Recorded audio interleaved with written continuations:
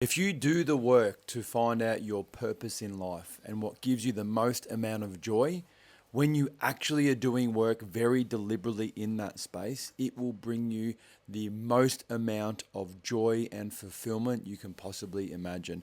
Hi, my name is David Watson. I'm the director of NeuroLead. We specialize in high performance leadership and we teach people how their brains work without scaring them. And we're lucky enough to do that with humans all over the globe. Now, what I would really encourage you to do, whether you are an employee, an entrepreneur, or really anyone doing work, is commit to yourself to understand what your purpose is. And what I mean by purpose is what gives you energy and what creates this state of flow where when you're in it, time stands still. And when you're in it, it is refreshing your bucket. You are feeling energized, you're enthusiastic, you're motivated, and you're just feeling at the absolute top of your game. Now, the reason I started doing some work on purpose is for a couple of reasons. One, when I was studying my advanced diploma of neuroscience of leadership, it talks about how powerful understanding purpose is and how it can give you clarity in life and help you overcome anything, really. Simon Sinek does a lot of work on the golden circles of why. Also, there's a book called A Man's Search for Meaning by Viktor Frankl, where he talks about logotherapy, and logotherapy is what got him through the Holocaust, and what helped him survive the Holocaust was his purpose. He was so driven by purpose, and that's what got him through the Holocaust. And if you read the book, it's a fantastic read. And I thought, well, if it's good for neuroscience and it's good for Simon Sinek and it's good for this guy called Viktor Frankl, surely it's good for me.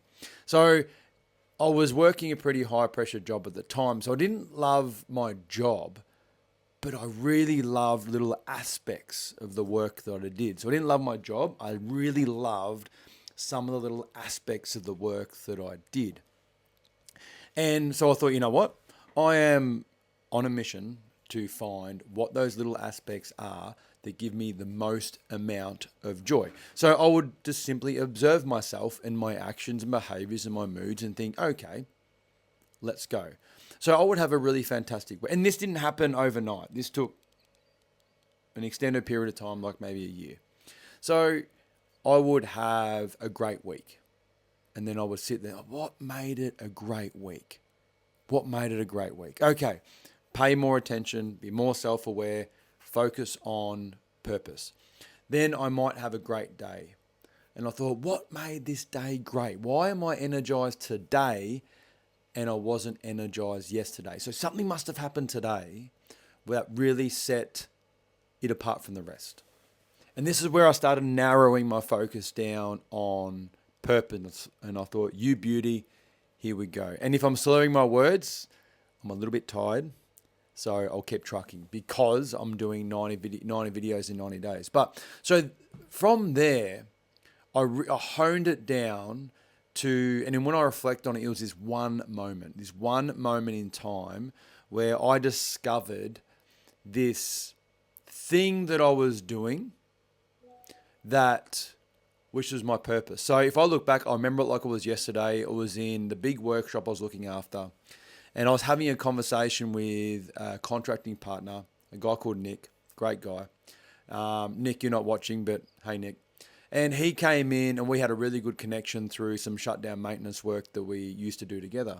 And he was just really keen to learn a bit more about leadership. He was going through a bit of a challenging time, and I just helped him unpack it.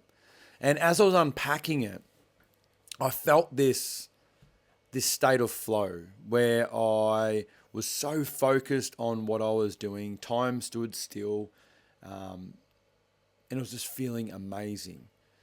And when that conversation finished with Nick, I'm like, that's it.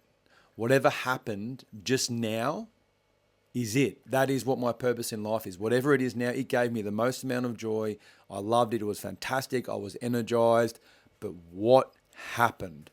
Now, I was sitting there for a while thinking, well, what happened?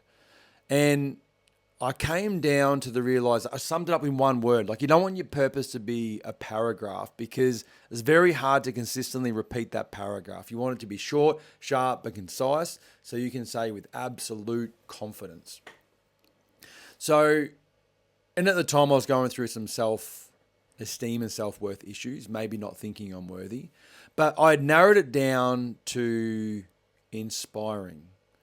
So I'd inspired this gentleman to do something he might not have necessarily have thought to have done without that interaction with me. And then I thought, man, I'm not capable of inspiring anyone. Just drop your ego down a bit, Watto. Like, that's not you, man. And these deceptive, limiting beliefs just came flooding through. I'm like, that's not you, man. I'm like, well, what was it? And I came to the realization that it was like I'd inspired him. Then, okay, I've confirmed it in my head. My purpose in life is to inspire people. Okay. The next hardest bit, and this was incredibly hard, was to write it down.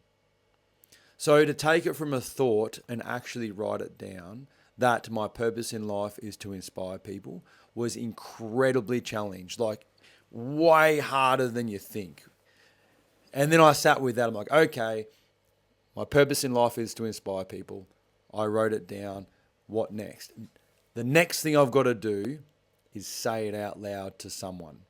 So it was hard to do the work to identify it. It was hard to verbalize that in my head. It was even harder to write it down on a bit of paper. But by the time I'd written it down on a bit of paper over and over and over, I was 100% certain that that was my purpose in life. And that gave me the most amount of joy.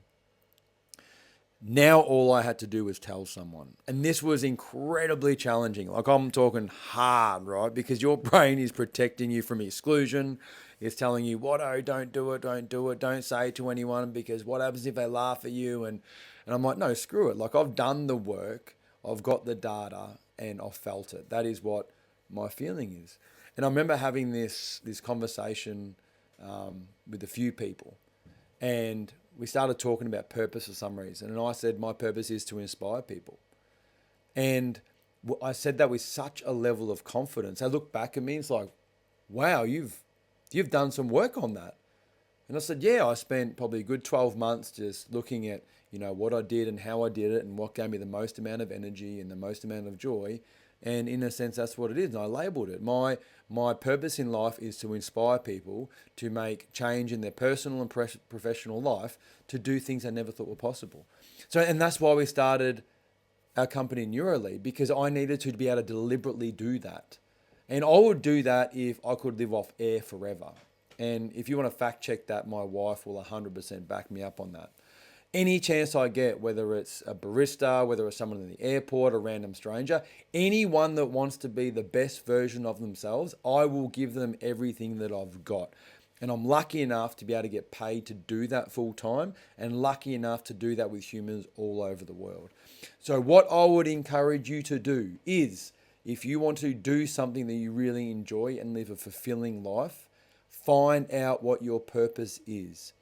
No one else can do that for you because it's based on a feeling. You need to observe yourself in your environment to pinpoint what gives you the most amount of joy in your life. Once you've got that, verbalize it. Once you've verbalized it, write it down. Once you've written it down, tell someone over and over again, because the more you tell someone, the more certainty that you have. Then you can deliberately hunt that out. And hopefully you can have a job or a hobby where you are just deliberately exposing yourself to that purpose, and it will give you such a sense of joy and reward and fulfillment. So that's it for me tonight. One take, no script. If you are like me and love learning out loud, like, comment, share and subscribe, and send it to someone that might need it. Now, Hawley, if you're watching, you're a mad dog. Thanks.